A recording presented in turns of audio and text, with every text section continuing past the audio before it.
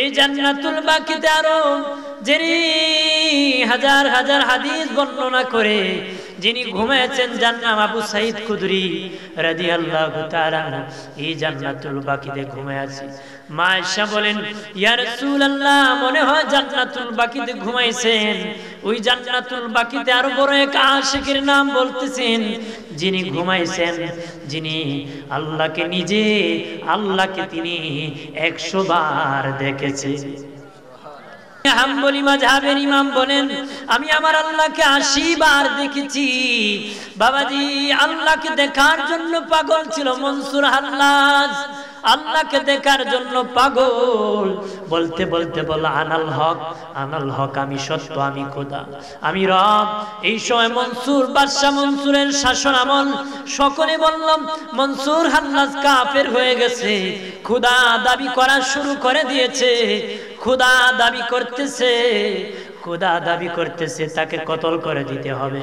মনসুর বাদশা মনসুরের শাসন ডাক দিয়া বলল, বাদশাহ, মনসুর হাল্লাজ নিজেকে নিজে আনাল হক বলে, খোদা বলে, তাকে আপনি নিষেধ করে দেন, সেই কথা যেন না বলে, কারণ তার কথা থেকে মানুষ বেঈমান কাফের হয়ে যাবে, আল্লাহ দাবি করে দিবে, তাকে আবার কোন সময় আল্লাহ মেনে নেয়, আবার তারা কাফের হয়ে যায়।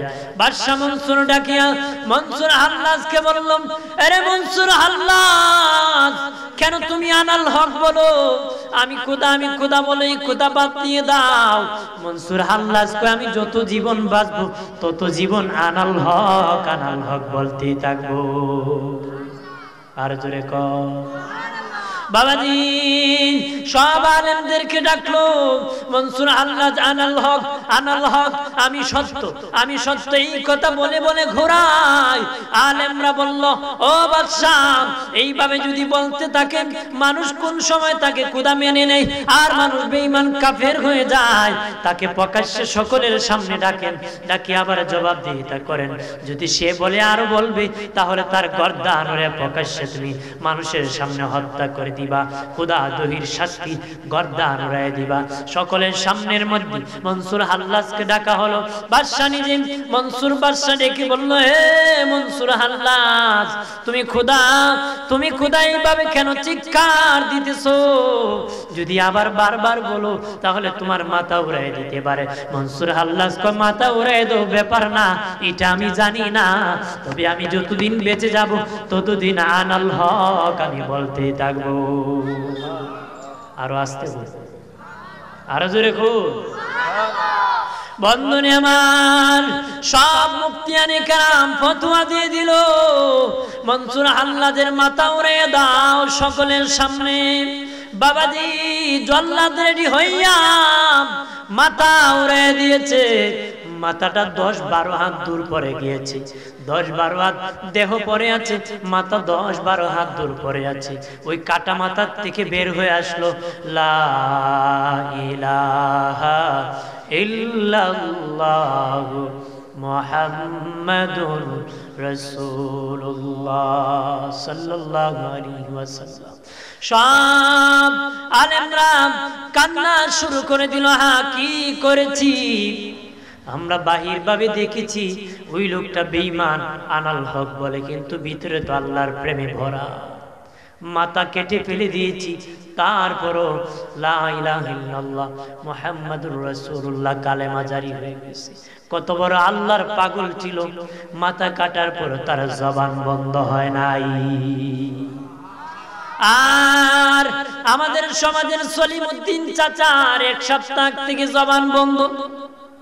কথা বলা, পানি দিলে পানি যায় না, পানি দিলে পানি যায় না। আল্লাহ কয়, তুই সুদ খাইছস, ঘুষ খাইছস, মিথ্যা সাক্ষী দিছস, মিথ্যা বিচার করছস, আর মরণের সময় কালেমা পড়বে সুযোগ নাই। 1 সপ্তাহ আগে তোর জবান বন্ধ করে দিব। আম্মা জান আয়েশা বললেন, কোথায় রাখবো?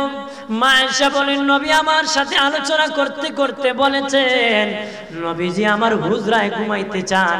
কই, তো আর দেরি নাই, হুজরা শরীফে নবীকে দাফন করা হবে। বাবাজি, আল্লাহ নবীকে মা আয়েশা হুজরা শরীফে দাফন করা হয়। 3 দিন পরে নবীকে মা আয়েশার হুজরায় দাফন করা হয়েছে। 3 দিন কেন দেরি হয়েছিল জানেননি? কারণ হুজরা শরীফ ছোট্ট ছিল, সাহাবীরা বেশি ছিল। দলে দলে কাতারে কাতারে নবীর জিয়ারত করতে করতে 3 দিন সময় লেগে গিয়েছিল। 3 দিন সময় লেগে গিয়েছিল। 3 দিন সময়ের জিয়ারত শেষে নবীকে রওজা শরীফে যখন রাখা হবে, নবীর একজন গোলাম যাইয়া একটা চাদর মুবারক বিছায়া দিয়েছে, একটা চাদর মুবারক বিছিয়ে দিয়েছে। সাহাবীরা বলল, এটা কি রে? কইটা দিনের নবীর দেহে মুবারক এই চাদর মুবারক লেগেছে, এটা জান্নাতি বদনে লেগেছে, এটা জান্নাতি চাদর। আমার দিনের নবীর পিঠ মুবারকে সেই চাদর বড় মানায়। নবীর পিঠ মুবারকে এই চাদর বড় মানায়। বাবাজি আর কান্না করে বেলাল বেহুশ, ফাতেমাতুজ জোহরা বেহুশ, সাহাবীরা বেহুশ। হযরত বেলালকে বললেন আজান দাও। বেলাল বলে না না না, আমি আজান দিব না। কেন রে বেলাল আজান দিবা না? আবু বকর সিদ্দিক কয়, বেলাল রে আজান দাও। হযরত বেলাল বলে, না আবু বকর ভাই, আমি আজান দিব না। কেন দিবা না? কয়, আমি আজান দিলে নবী মসজিদ নববীতে আসতো, আর আজকে আজান দিলে কি আর নবী আসবে? যে আজান দিলে নবী আসে না, ওই আজান আমি বেলাল দেই না রে। বেলালকে কত ভালোবাসতেন নবী। নবী বলেছেন, যারা কারা আমার ডান হাত ধরে জান্নাতে যেতে চাও, আমার সিনা মুবারকে জড়ায় যেতে চাও। নবী একদিন ফজরের আজান হয়ে যায়, আজান দিয়েছে বেলাল, নবী মসজিদে নামাজ পড়াইতে যাইতেছেন না। আবু বকর বলে ওমরকে, ওমর তুমি যাও। ওমর আবু বকরকে বলে তুমি যাও। সকলে মিলে আলীকে বলে যাও যাও, নবীর হুজরাত থেকে জাগ্রত করে তুমি নামাজের মধ্যে আনো। কেউ রাজি হয় না। সকলে মিলে বেলালকে বলে, বেলাল রে তুমি আজান দাও, তুমি নবীকে হুজরাত শরীফ থেকে জাগায় আনতে যাও। তুমি যাও, যায় নবীকে হুজরাত থেকে জাগায়া। হযরত বেলাল হাবশী রাদিয়াল্লাহু তাআলা আনহু বলেন, আমি যখন হুজরায় গেলাম কিভাবে নবীকে ডাকবো আমি চিন্তা করতে পারতেছি না, কিভাবে নবীকে ডাকবো, ভাষা পাইতেছি না। হযরত বেলাল বলে, চিন্তা করতে করতে আমি বেলালের জবান থেকে বের হয়ে গেল, আসসালাতু খায়রুম মিনান নাওম। আমি বেলাল অনুভব করতে পারি নাই, আমার জবান থেকে কথা বের হয়ে গেল রে। নবী ঘুম থেকে উঠিয়া মসজিদ নববীতে ইমামতি করেছেন, নামাজ পড়িয়া বলেন, এ বেলাল, বেলাল রে কথা কোথায় পাইলা? কে তোমারে শিখাইলো? হযরত বেলাল বলেন, ইয়া রাসূলুল্লাহ, দিনের নবীজি আমাকে সকলেই ধরিয়া পাঠাইছে আপনাকে ঘুম থেকে জাগায় মসজিদে আনার জন্য গো নবী। কিন্তু কিভাবে ডাকবো, কি বললে বেয়াদবি নাকি হয়ে যায়? আমি বেলালের হঠাৎ করে জবান থেকে বের হয়ে গেল। নবী বলে, আজ থেকে রে বেলাল এই কথা আজানের মধ্যে চালু করে দাও। আর জোরে বলে বাবাজি। আর বলেন, হে আমার সাহাবীরা, তোমরা জেনে রাখো, আর এই কথা শুনে যারা ফজরের নামাজে জামাতে চলে আসবে, আমি নবী কথা দিলাম, আমার বেলালের হাতে ধরে ধরে আমি নবীর সিনায় ধরে জড়াইয়া তারা জান্নাতে যাবে। আর জোরে বলে নবী বেলালকে সিনায় জড়ায় বলে, বেলাল রে তুমি আমার সিনা জড়ায়া জান্নাতে যাইবারে। আর জোরে বলে হযরত বেলাল বলে, ইয়া রাসূলুল্লাহ, ও দিনের নবী। ও বেলাল ডেকে বলে, আবু বকর ভাই, আমি আজান দিলে তো নবী আসবে না, এই জন্য আমি আজান দিব না। আবু বকর বলে, বেলাল আমিও তো নবীরে ভালোবাসি, তুই নাকি বেশি ভালোবাসস নাকি? আমার সহ্য হয়, তোর কেন সহ্য হয় না? হযরত বেলাল চোখের পানি ছেড়ে কয়, আবু বকর ভাই, নবী নাই তোমার সহ্য হয়, কিন্তু আমি বেলাল শুইতে পারি না রে, আমি বেলাল শুইতে পারি না। আবু বকর ভাই গাটুরি বাঁধিয়া হযরত বেলাল চলে গেছে। 6 মাস হয়ে যায়, মসজিদ নববীতে বেলাল আজান দিচ্ছে না, আজান দিতেছে না, আজান হয় না। বেলাল যখন রাত্রে ঘুমাইছে, স্বপ্নে দেখে আল্লাহর নবী স্বপ্ন যুগে হযরত বেলালের সাথে দেখা দিয়ে দিছে। ডিয়ার সুন্নাহ সুন্নিয়তের সত্যবাণী মেহেদী হাসান। বন্ধুরে আমার, লাইব্রেরি থেকে যদি মেডিকেল সায়েন্সের বই পড়ে যদি ডাক্তার হওয়া যেত, তাহলে লক্ষ লক্ষ টাকা সরকার খরচ করা দরকার ছিল না। মেডিকেল সায়েন্স বানানো বিশ্ববিদ্যালয় দরকার ছিল। আর নিজে নিজে পরে যদি আলেম হওয়া যেত, আমলদার হওয়া যেত, জান্নাতি হওয়া যেত, তাহলে লক্ষ লক্ষ মাদ্রাসা আর এই দেশে লক্ষ লক্ষ মাহফিলের দরকার ছিল না রে, ওয়াজ নসিহতের দরকার ছিল না। সব নবীগণ ওয়াজ করেছেন, কিয়ামত পর্যন্ত ওয়াজ চলবে। কথা বলেন না, জোরে বলে। বাবাজি খেয়াল করেন ভালো করিয়া, এইখানে যারা বসেছেন, বসার সাথে সাথে সগীরা সগীরা গুনাহগুলি মাফ হয়ে গেছে। এখানে বসে যদি তওবা করে বাড়ি ফিরে যেতে পারেন, জীবনের কবিরা কবিরা গুনাহ আমার আল্লাহ বারে তাআলা মাফ করে দিবে। বসলে লাভ হবে, সওয়াব হবে, কিন্তু বসবে কয়জন দেখবে। আজকে মাহফিল চলতেছে, আগামীকাল মাহফিল পাবা না, রাস্তা আগামীকাল পাইবা, বিবির সাথে আগামীকাল গল্প করতে পারবা, বিবির সাথে কথা বলতে পারবা, আগামীকাল বিছানা পাইবা, আর আগামীকালে মাহফিল পাবা না। বাবাজি তোমার ঘরকে নবী জান্নাতের বাগান বলেন নাই, নবী রাস্তাকে জান্নাতের বাগান বলেন নাই, দোকানকে নবী জান্নাতের বাগান বলেন নাই, তোমার বাড়ির আঙ্গিনা আর ক্ষেত খামারকে নবী জান্নাতের বাগান বলেন নাই। যেই জায়গায় কোরআন হাদিসের আলোচনা হয়, সেই জায়গাটা আমার দ্বীনের নবী জান্নাতের বাগান ঘোষণা করে দিয়েছে। এখানে বসবে কারা? যারা জান্নাতি। কারা বসবে? যারা জান্নাতি। তারা দুনিয়ার থেকে জান্নাত কামাই করে সেখান থেকে বাড়ি ফিরে যাবে। কথা বলেন না। আজকে মাটির উপরে ঘর, আগামীকাল মাটির নিচে ঘর হতে পারে। হতে পারে কিনা? এরে শ্রীমঙ্গল সাতগাঁও ডুবাগার ও মুসলিম জনতা, তুমি যদি মরে যাও, তোমার সন্তানরা তোমার কবরের উপর বিদ্যুৎ নিয়ে বাতি জ্বালাই দিল। ও বাবাজি, তোমার কবরের নিচের বাতি কে জ্বালাইব রে? এই বাতি নিজে নিয়ে যেতে হবে।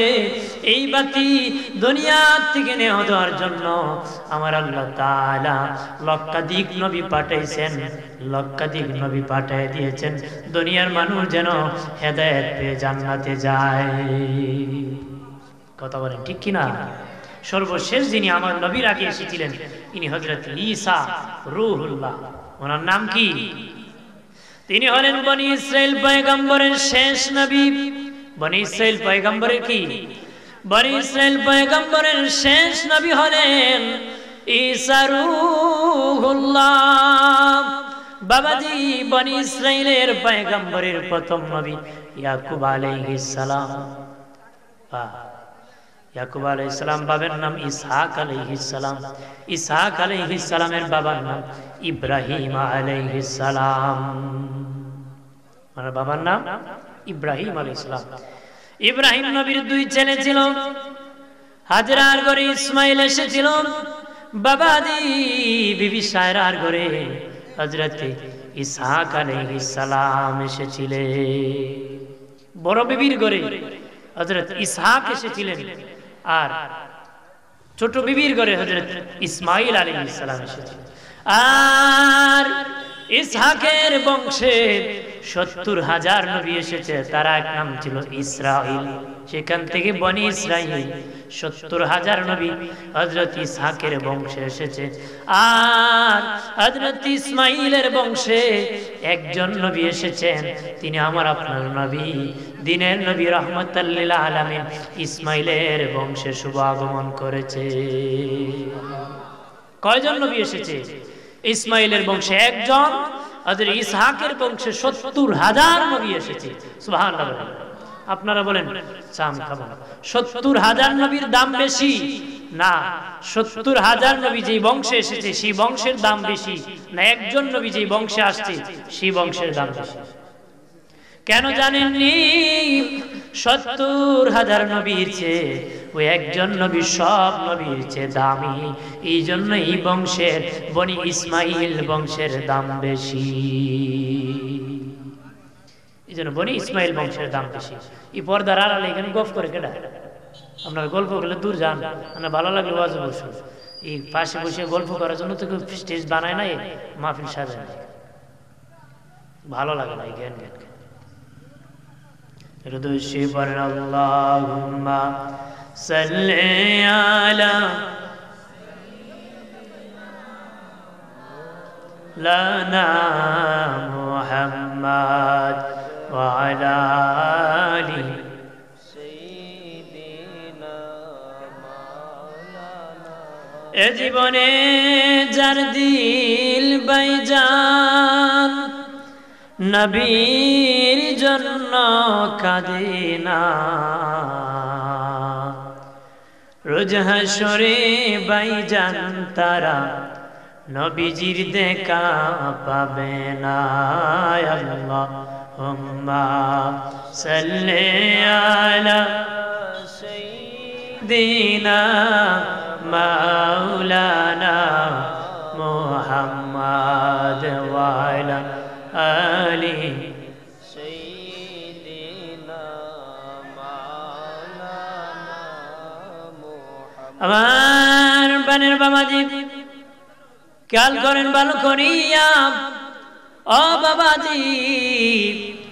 আর বনি ইসরাইলের শেষ নবী হলেন ঈসা আলাইহিস সালাম। ঈসা নবী 33 বছর সময় আমার আল্লাহ ওনাকে আসমানে উঠায় নিয়েছিল। উম্মতরা মার দিয়েছে। ঈসা নবীকে আল্লাহ পৃথিবীতে আসার আগে আমার মাকে মারছে, আসার সময় আমাকে পিটাইছে। এই পিটানো খেতে খেতে আর ভালো লাগে না, আমাকে আসমানে নিয়ে নাও। আর নবী থাকতে চাই না, আমাকে শেষ নবীর উম্মত বানায় আনে। সুবহানাল্লাহ বলেন, আরো জোরে বলে। বাবাজি ঈসা নবী দোয়া করা মারতে আমার আল্লাহ বাকি হায়াত সে আসমানে নিয়ে গেছেন। সুবহানাল্লাহ বলেন না, আরো জোরে বলে। আর কিয়ামতের আগে গো ঈসা নবী আবার পৃথিবীতে আসবেন। কিয়ামতের আগে পৃথিবীতে আসবেন। আল্লাহর নবী রওজা মুবারকের পাশে ঈসা নবীর কবরের জায়গা এখনো আছে, সেখানে উনি ইন্তিকাল করবেন। ঈসা নবীকে সেখানে দাফন করা হবে, সেখানে ইন্তিকাল করবেন। নবীর পাশে এখনো কবরের জায়গা খালি আছে, ঈসা রূহুল্লাহকে দাফন করা হবে। জোরে বলে সুবহানাল্লাহ, আর জোরে বলে বাবাজি। আর যেখানে নবী ঘুমাইছেন এটা আম্মা জান আয়েশার হুজরা। কার হুজরা? আয়েশার হুজরা শরীফ। আম্মা জান আয়েশাকে নবী বললেন, এ আয়েশা তুমি জানো নি আমার ইন্তেকালের পরে কই ঘুমাবো? আয়েশা কয় হ্যাঁ জানি। নবী বলেন কোথায় জানো? কই ইয়া রাসূলুল্লাহ আমরা মদিনায় 9 থেকে 11 জন বিবি আপনার খেদমত করি, কিন্তু আপনার প্রথম বিবি খাদিজাকে আপনি ভুলেন না। নিশ্চিত আপনার ইন্তিকালের পরে খাদিজার পাশে আপনি ঘুমাইতে যাবেন। সুবহানাল্লাহ, খাদিজার পাশে আপনি। নবী বলেন আয়েশা রে, আরে আয়েশা না না না, এখনো আমি সেই সিদ্ধান্ত নেই নাই খাদিজার পাশে ঘুমাইবো না কই ঘুমাইবো। আর জানুনি আয়েশা বলেন ইয়া রাসূলুল্লাহ বুঝতে পেরেছি আপনি আপনার মায়ের পাশে ঘুমাবেন। নবী বলেন না রে আয়েশা এখনো আমি সিদ্ধান্ত নেই নাই। হযরত আয়েশা বলেন ইয়া রাসূলুল্লাহ বুঝতে পেরেছি পৃথিবীতে আসার আগে আপনার বাবা ইন্তেকাল হয়ে গিয়েছিলেন, মনে হয় গো নবী আপনি আপনার বাবার পাশে ঘুমাবেন। নবী বলেন আয়েশা রে এখনো সেই সিদ্ধান্ত নেই নাই, এখনো সেই সিদ্ধান্ত। মা আয়েশা বলেন ইয়া রাসূলুল্লাহ আমি বুঝতে পেরেছি আপনি মদিনাতে নিজ হাতে একটা কবরস্থান বানাইছেন, জান্নাতুল বাকি কবরস্থান নিজ হাতে বানাইছেন।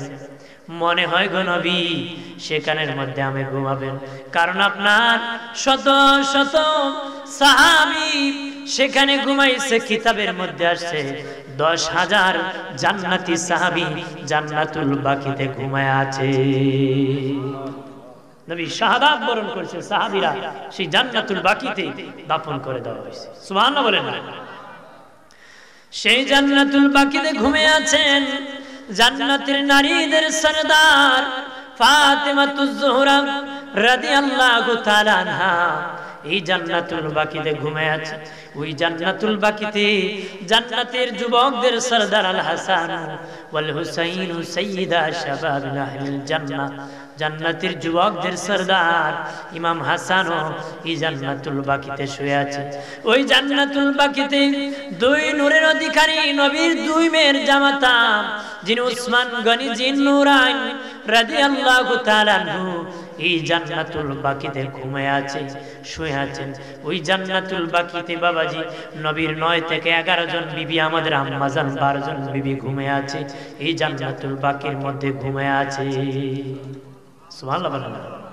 আমার প্রাণের বাবাজি এই জান্নাতুল বাকিতে আরো যিনি হাজার হাজার হাদিস বর্ণনা করে যিনি ঘুমিয়েছেন জান্নাত আবু সাঈদ খুদরি রাদিয়াল্লাহু তাআলা এই জান্নাতুল বাকিতে ঘুমিয়ে আছে। মা আয়েশা বলেন, ইয়া রাসূলুল্লাহ, মনে হয় জান্নাতুল বাকিতে ঘুমাইছেন। ওই জান্নাতুল বাকিতে আরো বড় এক আশিকের নাম বলতেছেন, যিনি ঘুমাইছেন, যিনি আল্লাহকে তিনি 100 বার দেখেছে, যিনি আমার আল্লাহকে 100 বার দেখেছে, তিনি হলেন ইমাম মালিক রাহমাতুল্লাহ আলাইহি। সুবহানাল্লাহ বলেন না? বড় আশিক নবীর ছিলেন হযরত ইমাম মালিক রাহমাতুল্লাহ আলাইহি, যিনি মদিনায় কোনোদিন জুতা পাও দিয়ে হাঁটেন নাই, মদিনায় কোনোদিন জুতা পা দিয়ে হাঁটেন নাই। কেন জানুনি? আমি যদি জুতা স্যান্ডেল পায়ে দিয়ে হাঁটি, আমার দিনের নবীর কদম কোন জায়গায় লেগেছে আর আমার স্যান্ডেল লেগে আমার বেয়াদবি হয়ে যাবে। এই জন্য কত গরম ভালো গরম পাথর ইমাম মালিক পায়ে টুসকা উঠে যাক, পাও গলে যাক, তারপর আমি জুতা পায়ে দিয়ে হাঁটবো না রে। আর জোরে কর। ইমাম মালিক রাহমাতুল্লাহ আলাইহি জান্নাতুল বাকিতে শুয়ে আছে। আল্লাহ দেখার প্রেম তাদের মধ্যে ছিল। আল্লাহকে দেখবি, আল্লাহকে দেখবি, আল্লাহকে দেখেছিলেন আমাদের মাযহাবের ইমাম আবু হানিফা রাহমাতুল্লাহ আলাইহি বলেন, রে পৃথিবীর মানুষ, আমি ইমাম আবু হানিফা আমার আল্লাহকে আমি 82 বার দেখেছি। আরো জোরে বলে বাবাজি। হাম্বলি মাযহাবের ইমাম বলেন, আমি আমার আল্লাহকে 80 বার দেখেছি। বাবাজি আল্লাহকে দেখার জন্য পাগল ছিল মনসুর হাল্লাজ, আল্লাহকে দেখার জন্য পাগল। বলতে বলতে বল, আনাল হক, আনাল হক, আমি সত্য, আমি খোদা, আমি রব। এই সময় মনসুর বাদশাহ মনসুরের শাসন আমল, সকলে বললাম মনসুর হাল্লাজ কাফের হয়ে গেছে, খোদা দাবি করা শুরু করে দিয়েছে, খোদা দাবি করতেছে, খোদা দাবি করতেছে, তাকে কতল করে দিতে হবে। মনসুর বাদশাহ মনসুরের শাসন ডাক দিয়া বলল, বাদশাহ মনসুর হাল্লাজ নিজেকে নিজে আনাল হক বলে, খোদা বলে, তাকে আপনি নিষেধ করে দেন, সেই কথা যেন না বলে, কারণ তার কথার থেকে মানুষ বেঈমান কাফের হয়ে যাবে, আল্লাহ দাবি করে দিবে, তাকে আবার কোন সময় আল্লাহ মেনে নেয়, আবার তারা কাফের হয়ে যায়। বাদশাহ মনসুর ডাকিয়া মনসুর হাল্লাজকে বললাম, আরে মনসুর হাল্লাজ, কেন তুমি আনাল হক বলো? আমি খোদা বলে এই খোদা বাদ দিয়ে দাও। মনসুর হাল্লাজ কয়, আমি যত জীবন বাঁচবো তত জীবন আনাল হক বলতেই থাকবো। আর জোরে কর। বাবাজি সব আলেমদেরকে ডাকলো, মনসুর হাল্লাজ আনাল হক, আনাল হক, আমি সত্য, আমি সত্য, এই কথা বলে বলে ঘোরায়। আলেমরা বলল, ও বাদশাহ, এইভাবে যদি বলতে থাকেন মানুষ কোন সময় তাকে খোদা মেনে নেয় আর মানুষ বেঈমান কাফের হয়ে যায়, তাকে প্রকাশ্যে সকলের সামনে ডাকেন, ডাকি আবার জবাবদিহিতা করেন। যদি সে বলে আরো বলবে, তাহলে তার গর্দান প্রকাশ্যে তুমি মানুষের সামনে হত্যা করে দিবা, খোদা দহির শাস্তি গর্দান উড়াইয়া দিবা। সকলের সামনের মধ্যে মনসুর হাল্লাজকে ডাকা হলো। বাদশা নিজে মনসুর বাদশা ডেকে বলল, হে মনসুর হাল্লাজ, তুমি খোদা এইভাবে কেন চিৎকার দিতেছো? যদি আবার বারবার বলো তাহলে তোমার মাথা উড়াই দিতে পারে। মনসুর হাল্লাজ কয়, মাথা উড়াই দাও ব্যাপার না, এটা আমি জানি না, তবে আমি যতদিন বেঁচে যাব ততদিন আনাল হক আমি বলতে থাকবো। আরো আসতে বল, আরো জোরে খুব। বন্ধনে আমার সব মুফতিয়ানে কেরাম ফতোয়া দিয়ে দিল, মনসুর হাল্লাজের মাথা উড়াইয়া দাও সকলের সামনে। বাবাজি জল্লাদ রেডি হইয়া মাথা উড়াইয়া দিয়েছে। মাথাটা 10-12 হাত দূর পরে গিয়েছে, 10-12 হাত দেহ পরে আছে, মাথা 10-12 হাত দূর পরে আছে। ওই কাটা মাথার থেকে বের হয়ে আসলো, লা ইলাহা ইল্লাল্লাহু মুহাম্মাদুর রাসূলুল্লাহ সাল্লাল্লাহু আলাইহি ওয়াসাল্লাম। সব আলেমরা কান্না শুরু করে দিল। হ্যাঁ, কি করেছি আমরা? বাহির ভাবে দেখেছি ওই লোকটা বেঈমান, আনাল হক বলে, কিন্তু ভিতরে তো আল্লাহর প্রেমে ভরা। মাথা কেটে ফেলে দিয়েছি, তারপরও লা ইলাহা ইল্লাল্লাহ মুহাম্মাদুর রাসূলুল্লাহ কালেমা জারি হয়ে গেছে। কত বড় আল্লাহর পাগল ছিল, মাথা কাটার পর তার জবান বন্ধ হয় নাই। আর আমাদের সমাজের সলিমউদ্দিন চাচার 1 সপ্তাহ থেকে জবান বন্ধ। কথা বলা, পানি দিলে পানি যায় না, পানি দিলে পানি যায় না। আল্লাহ কয়, তুই সুদ খাইছস, ঘুষ খাইছস, মিথ্যা সাক্ষী দিছস, মিথ্যা বিচার করছস, আর মরণের সময় কালেমা পড়বে সুযোগ নাই। 1 সপ্তাহ আগে তোর জবান বন্ধ করে দিব। 1 সপ্তাহ আগে বন্ধ হয়েছে। সলিমউদ্দিন কাকার কিছু খেতে পারে না, জবান আর চলে। আর কত কইবা চাপাবাজি, আর কত আমাদের চাপা, যার ডাক নেতা বড় ডাক। কথা বলে, যার চাপা ডাক আছে তার ব্যবসা ডাক, যার চাপা ডাক তার সমাজে খুব বড়। কথা বলে, এইখানে মাতে ওইখানে মাতে, যেখানে যায় এখানে মাতে, আছে না? দূরে কম।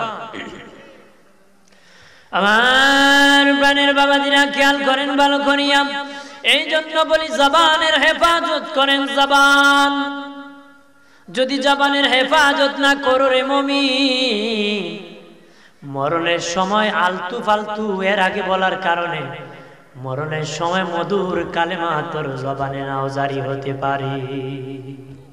এটা বড় দামি, এটা খুব ভালোবাসার কালেমা।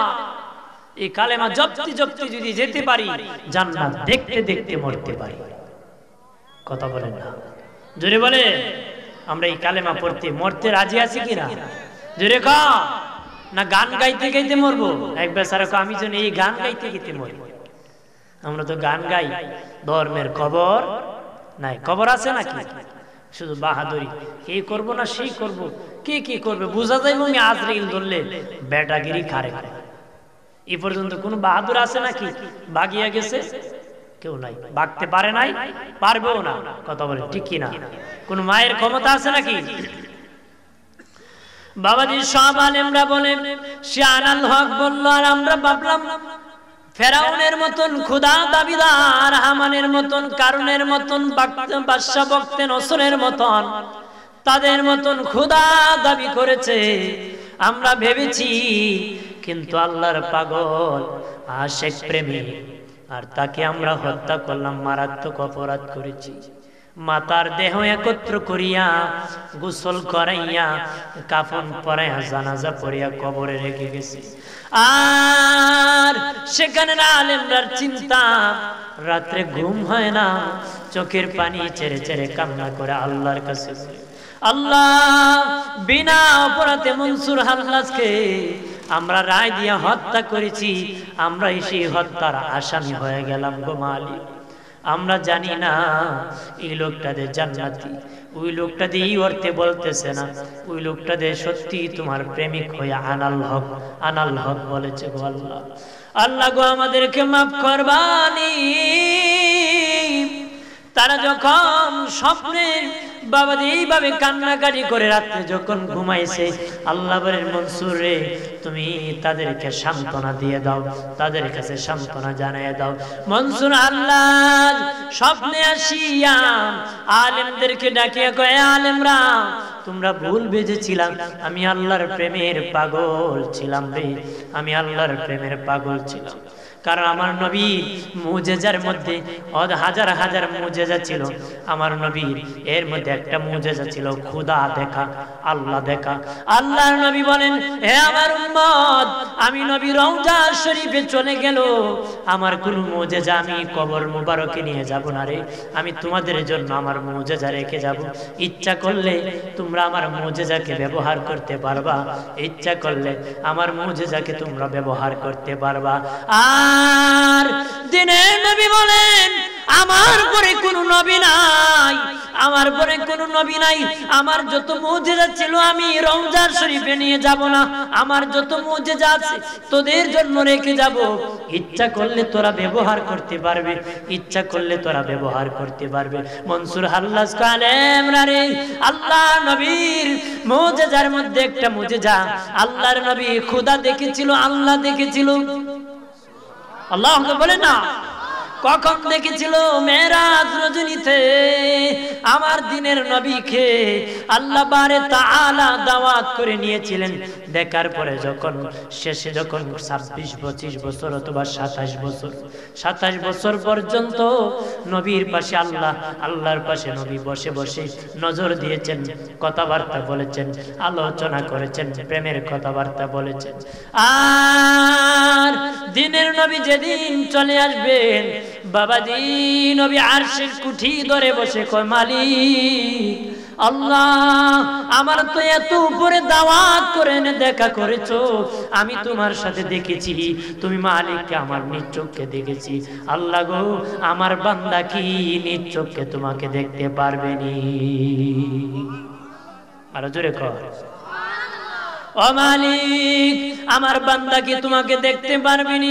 আল্লাহ বলেন, ও হাবিব, তোমাকে দাওয়াত করে আনিয়া আর শাদিমে দেখা করেছি। ওগো দোস্ত, আমি কথা দিলাম তোমার বান্দা বান্দীদেরকে জানাই দিবা, আসসালাতুল মিরাজুল মুমিনিন, ঈমানদারের জন্য নামাজ হবে মেরাজ, দিদার। তোমার বান্দা বান্দি যখন নামাজে দাঁড়াবে, তখন আমি আল্লাহর সাথে মেরাজ হয়ে যাবে, তখন আমি তাদের সাথে দিদার দিব, সাক্ষাৎ করব। আল্লাহু আকবার বলেন না, আর জোরে বলে। বাবাজি নবী বলেন, আল্লাহ ওয়াদা করেছে আমার উম্মতের সাথে সাক্ষাৎ দিবে, দেখা দিবে। আমি এই মুজিজা রেখে দিলাম, সাক্ষাতের মুজিজা। আল্লাহু আকবার বলেন না। আর আমার বান্দা বান্দি যখন নামাজে দাঁড়াবে, আল্লাহকে দেখবে, আল্লাহকে দেখবে। বাবাজি মনসুর আল্লাহ কয়, আমার নবী বলে আল্লাহ দেখা যায়। আমি আমার বিবি পালাইয়া বাড়ি থেকে বেগেছি, সন্তান পালাইয়া চলে গেছি, মা বাবা পালাইয়া বাড়িঘর ফেলে দিয়ে, সম্পদ চারিয়া আমি বাড়িঘর ফালাইয়া জঙ্গলে জঙ্গলে ঘুরাই, মালিক কই? মালিক কোথায় আছে? মালিক কোথায় আছে? ঠান্ডা ওই গরম কম্বলের নিচে ঘুমাইয়া আল্লাহ কোনোদিন পাওয়া যাবে না। কম্বল ফেলে দিয়ে যদি মাহফিলে আসতে পারো, মসজিদে যেতে পারো, আল্লাহকে সেখানে পাওয়া যাবে। কথা বলে না, জোরে বলে। বাবাজি মাছ বাজারে গেলে মাছ পাওয়া যায়, তৈলের বাজারে গেলে তৈল পাওয়া যায়, সবজি বাজারে গেলে সবজি পাওয়া যায়। আল্লাহকে কোথায় পাওয়া যায়? আল্লাহ বলেন, এইরকম জান্নাতের বাগানে গেলে আমারে পাওয়া যায়, মসজিদে গেলে আমারে পাওয়া যায়। মক্কা শরীফ যদি যেতে পারোস, আমি আল্লাহরে তুই দেখতে পাবে। এই জন্য একজন শায়ের কয়, মক্কা শরীফই তোমার বাড়ি সর্বলোকী কয়, মক্কা শরীফই তোমার বাড়ি সর্বলোকী কয়। গেলেনি তোমায় পাইব আমি জানি না নিশ্চয় গো দয়াময়, তোমারে দেখিবার মনে লয়। আল্লাহরে দেখতে মনে আমাদের সকলের চাই কিনা? জোরে বলে। সকলের মনে চায় আল্লাহকে দেখব, আমার নূরের নবীকে দেখব। কথা বলেন না? কোবরানের বাবাজি মনসুর হাল্লাজ কয়ে আলেমেরা, নবী বলেছেন এই মুজিজা রওজা শরীফে নিয়ে যান না, আমাদের জন্য রেখেছেন। আল্লাহ দেখার জন্য যখন বের হলাম আর গাছতলায় যখন শুয়ে গেলাম, আমার আল্লাহ আমি মনসুর হাল্লাজকে দেখা দিয়েছে। আর দেখে আল্লাহর জন্য আমি মনসুর হাল্লাজ বিলীন হয়ে গেছি, পাগল হয়ে গেছি। এই জন্য আমি আনাল হক বলে বলে ঘুরাইতেছি। আর ধরে বলে ও সাতগাঁও শ্রীমঙ্গলে ডুবাগাঁয়ের বাবাজি, আল্লাহর জন্য পাগল হও, দুনিয়ার জন্য এত ব্যস্ত হইও না রে, দুনিয়ার জন্য এত মারামারি করিও না। কোটি টাকার মালিক হইবা, 5 তলা 7 তলা বিল্ডিং বানাইবা, 5-7টা বিয়ে করবা, বিয়ের জন্য পাগল, সম্পদের জন্য পাগল, টাকার জন্য পাগল, চেয়ারম্যান হওয়ার জন্য পাগল, চেয়ারম্যানের সামসা হওয়ার জন্য কিছু লোক পাগল, এমপির সামসা হওয়ার জন্য কিছু লোক পাগল। সামসা মিয়ার গোলামি করে লাভ নাই, আল্লাহর গোলাম হন। আল্লাহর গোলামের দাম দুনিয়ায় আছে, কবরে আছে, হাসরের মাঠেও আছে। কথা বলেন না? কারণ কোন সামসার জায়গা কোন জায়গায় চান নাই। দুনিয়ার কোন মানুষের গোলাম যদি হও, কোন জায়গায় তোর চেয়ার থাকবে না। আল্লাহর গোলাম হলে যেই জায়গায় যাবে, যদি রিস্কাওয়ালার সন্তান হস, তোর জন্য একটা চেয়ার রেডি হয়ে যাবে। কথা বলেন ঠিক? আর বানের বাবাজি, বাবাজি তেলের মাথায় তেল দে মানুষ। আমার দেশে তেলের দাম খুব বেশি, এই তেলবাজি যায়ও না, আল্লাহর গোলাম হয়ে আল্লাহর দিকে আমরা এগিয়ে যাই, আল্লাহর দিকে ভালোবাসা আমরা বাড়িয়ে দেই।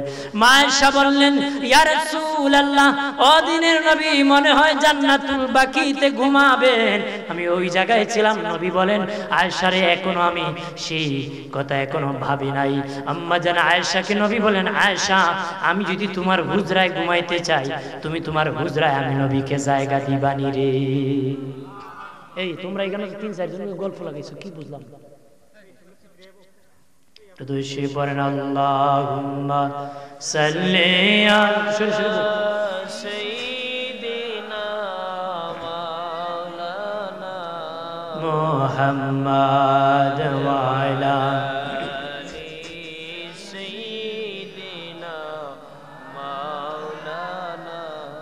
কবে জানি ডাকাশিবে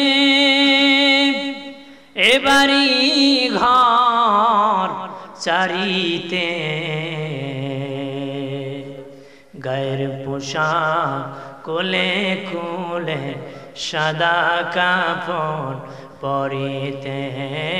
আল্লাহুম্মা সাল্লি আলা মারহাবা মাওলানা মুহাম্মাদ ওয়া আলা সাইয়্যিদিনা মাওলানা। আমার বানের বাবাজি, নবী বলেন, আয়েশা রে, আয়েশা, আমি নবী যদি তোমার হুজরার মধ্যে ঘুমাইতে চাই, তোমার হুজরার মধ্যে আমাকে জায়গা করে দিবানি। আম্মা জান আয়েশা বলেন, ইয়া রাসূলুল্লাহ, আমার চেয়ে ভাগ্যবান আর কে হতে পারে গো নবী?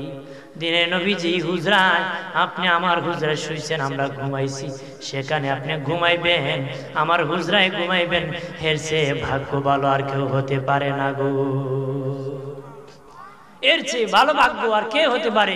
এর চেয়ে আর সম্মানিত জায়গায় কোন জায়গা হতে পারে যেখানে আপনি দিনের নবী, নূরের নবী ঘুমাবেন? সুবহানাল্লাহ বলেন। বন্ধুরে আমার, আল্লাহ নবীর ইন্তেকাল শরীফের পরে সাহাবায়ে কেরাম কাঁদতে কাঁদতে কাতর হয়ে গেলেন, কাঁদতে কাঁদতে বেহুশ হয়ে গেলেন। বাবাজি নবীর বিদায়ের পরে 2 ব্যক্তি বেশি কান্না করেছিল। সবচেয়ে বেশি কান্না 2 জন করেছিলেন, একজন মহিলা আর একজন হলেন পুরুষ। মহিলাদের মধ্যে খাতুনে জান্নাত ফাতেমাতুজ জোহরা বেশি কান্না করেছিলেন, আর পুরুষের মধ্যে হযরত বেলাল হাবশী বেশি কান্না করেছিলেন। হযরত বেলাল বেশি কান্না করেছিলেন নবীর ইন্তেকাল। হযরত বেলাল কান্দে, মা ফাতেমা তুজ-জোহরা কান্দে, মাম্মা জান ফাতেমা বেশি কান্না করেছিলেন, হযরত বেলাল বেশি কান্না করেছিলেন। বাবাজি সাহাবীরা কাতর, মসজিদ নববীতে আজান হয় না, কান্নার চোটে কিছু হতেছে না, সকলে কান্না করে বেহুশ হতেছে। কেউ বলতেছে জান্নাতুল বাকিতে নবী দাফন করা হবে, কেউ বলতেছেন নবীর বাবার ভিটার পাশে দাফন করা হবে, মায়ের পাশে দাফন করা হবে, খাদিজাতুল কুবরার পাশে দাফন করা হবে। সকলে মিলিয়া আম্মা জান আয়েশা সিদ্দিকা রাদিয়াল্লাহু তাআলা আনহার কাছে গেলেন। ওগো আম্মা জান, মা আয়েশা খুব বুদ্ধিবতী ছিলেন, বুদ্ধিবতী নারী ছিলেন, যা অনেক সাহাবীরা পারে না, যে আয়েশা 7 লক্ষ হাদিস মুখস্থ করে ফেলে দিয়েছে। আম্মা জান আয়েশা 7 লক্ষ হাদিস মুখস্থ করেছেন, যা কোনো পুরুষ সাহাবীর দ্বারা সম্ভব হয় না। সুবহানাল্লাহ বলেন, আর জোরে বলে। আম্মা জান আয়েশা বললেন কোথায় রাখবো? মা আয়েশা বলেন নবী আমার সাথে আলোচনা করতে করতে বলেছেন নবীজি আমার হুজরায় ঘুমাইতে চান। কই তো আর দেরি নাই, হুজরা শরীফে নবীকে দাফন করা হবে।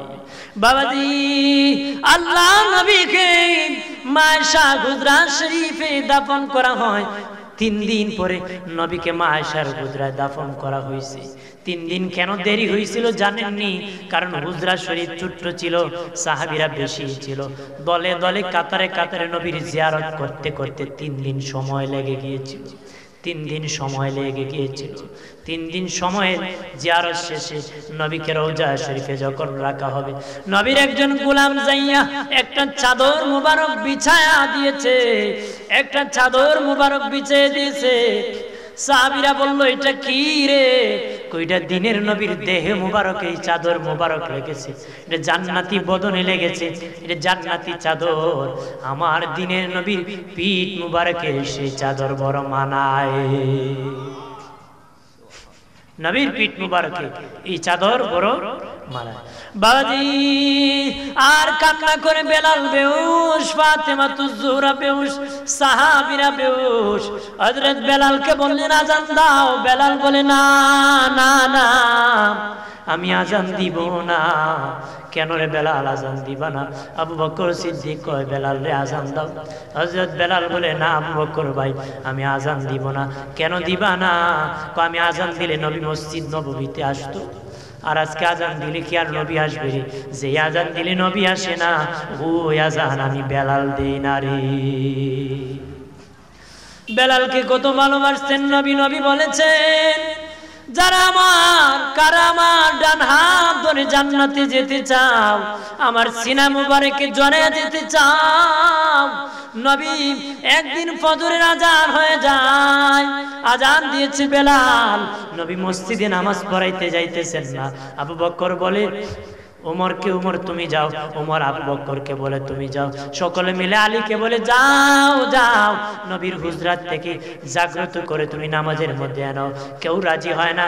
সকলে মিলে বেলালকে বলে বেলাল রে তুমি আজান দাও, তুমি নবীকে হুজরা শরীফ থেকে জাগায় আনতে যাও। তুমি যাও, যায় নবীকে হুজরাত থেকে জাগায়া। হযরত বেলাল হাবশী রাদিয়াল্লাহু তাআলা আনহু বলেন আমি যখন হুজরায় গেলাম কিভাবে নবীকে ডাকবো আমি চিন্তা করতে পারতেছি না, কিভাবে নবীকে ডাকবো, ভাষা পাইতেছি না। হযরত বেলাল বলে চিন্তা করতে করতে আমি বেলালের জবান থেকে বের হয়ে গেল আসসালাতু খায়রুম মিনান নাওম। আমি বেলাল অনুভব করতে পারি নাই, আমার জবান থেকে কথা বের হয়ে গেল রে।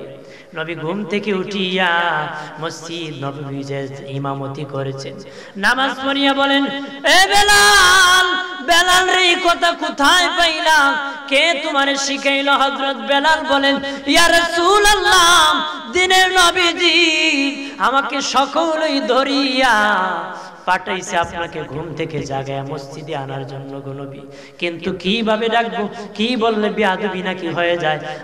আমি বেলালের হঠাৎ করে জবান থেকে বের হয়ে গেল। নবী বলে আজ থেকে রে বেলাল এই কথা আজানের মধ্যে চালু করে দাও। আর জোরে বলে বাবাজি আর বলেন, হে আমার সাহাবীরা, তোমরা জেনে রাখো, আর এই কথা শুনে যারা ফজরের নামাজে জামাতে চলে আসবে, আমি নবী কথা দিলাম, আমার বেলালের হাতে ধরে ধরে আমি নবীর সিনায় ধরে জড়াইয়া তারা জান্নাতে যাবে। আর জোরে বলে, নবী বেলালকে সিনায় জড়ায় বলে, বেলাল রে, তুমি আমার সিনা জড়ায়া জান্নাতে যাইবারে। আর জোরে বলে, হযরত বেলাল বলে, ইয়া রাসূলুল্লাহ, ও দিনের নবী। ও বেলাল ডেকে বলে, আবু বকর ভাই, আমি আজান দিলে তো নবী আসবে না, এই জন্য আমি আজান দিব না। আবু বকর বলে, বেলাল, আমিও তো নবীরে ভালোবাসি, তুই নাকি বেশি ভালোবাসস নাকি? আমার সহ্য হয়, তোর কেন সহ্য হয় না? হযরত বেলাল চোখের পানি ছেড়ে কয়, আবু বকর ভাই, নবী নাই তোমার সহ্য হয়, কিন্তু আমি বেলাল শুইতে পারি না রে, আমি বেলাল শুইতে পারি না। আবু বকর ভাই গাটুরি বাঁধিয়া হযরত বেলাল চলে গেছে। 6 মাস হয়ে যায়, মসজিদ নববীতে বেলাল আজান দিচ্ছে না, আজান দিতেছে না, আজান হয় না। বেলাল যখন রাত্রে ঘুমাইছে, স্বপ্নে দেখে আল্লাহর নবী স্বপ্ন যুগে হযরত বেলালের সাথে দেখা দিয়ে দিছে। নবী বলে, বেলাল রে, বেলাল, এত তাড়াতাড়ি তুমি আমাকে ভুলে গেলা রে বেলাল, এত তাড়াতাড়ি ভুলে গেলা? 6 মাস হয়ে যায়, তুমি আমার রওজার পাশে আসো না রে বেলাল, 6 মাস হয়ে যায়, তুমি আমার রওজার পাশে আসো না, এত তাড়াতাড়ি কেন আমি নবীকে ভুলে গেলাম? হযরত বেলাল ঘুম থেকে উঠিয়া চোখের পানি ছাড়িয়া কান্দে, গাটুরি বাঁধিয়া মদিনা শরীফের দিকে রওনা করেছে, মদিনা আগমন করেছে। সাহাবীরা বলে, নবীর মুয়াজ্জিনের আগমন হইছে, হযরত বেলালের আগমন হইছে, সকলেই খুশি হইতেছে। মসজিদ নববীর মুয়াজ্জিন যিনি, উনিও খুশি হলেন, নবীর যুগের মুয়াজ্জিন বেলাল এসেছে। আর জোরে বলে, তারাও খুশি হয়ে গেছে, সকলে খুশি, আবু বকর সিদ্দিক খুশি, সকলে বলে, বেলাল আজান দাও। বেলাল বলে, না না না, আমি আজান দিব না রে। কেন আজান দিবা না?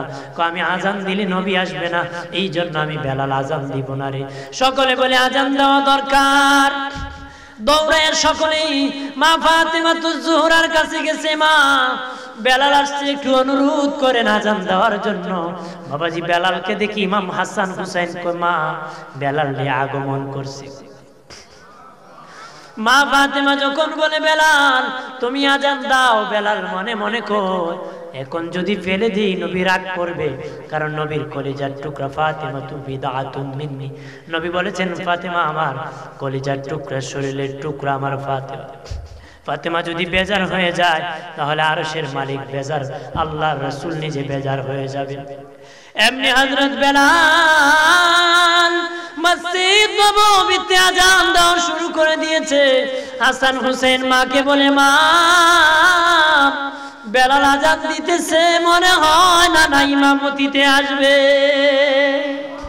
আর জোরে বলে, মা গো মা, বেলাল আজান দিতেছে, মনে হয় আমাদের নানা যান মসজিদে আসবে। ফাতেমা 2 বাচ্চাকে ধরে কয়, বাবা তোমরা খুশি হও, যদিও মুয়াজ্জিনের আবির্ভাব হইছে, তোদের নানা কোনদিন ইমামতি করবে না রে। আল্লাহুম্মা সাল্লি আলা সাইয়্যিদিনা মাওলানা মুহাম্মাদ ওয়া আলা সাইয়্যিদিনা মাওলানা মুহাম্মাদ। ডানে মাটি বামে মাটি, মাটি হবে বিছানা, উপরেতে বাঁশের সানি, হাওয়া বাতাস লাগবে না। আল্লাহুম্মা সাল্লি আলা সাইয়্যিদিনা محمد وعلى